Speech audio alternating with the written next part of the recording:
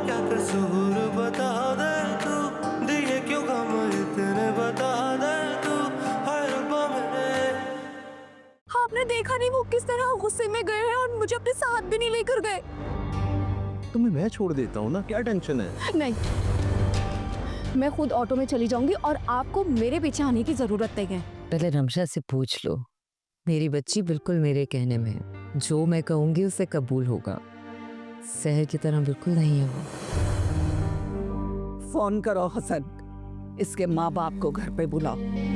मैं ये बात ऐसे खत्म नहीं होने दूंगी। नहीं अम्मी, अम्मी प्लीज, मैं आपके आगे हाथ जोड़ती हूँ। आप प्लीज घर में कॉल मत कीजिएगा। मैं सच में आइंदा आपको शिकायत का मौका नहीं दूंगी, प्लीज। एक गैर मर्द के साथ वक्त गुजारते हुए, उसके साथ अय्याशी करते हुए तुम्हें उसकी नाराजगी की फिक्र थी, लेकिन अपने शोहर के साथ बेवफाई करते हुए तुम्हें जरा भी एहसास नहीं हुआ। तुम उस लड़की को जानती हो? नहीं।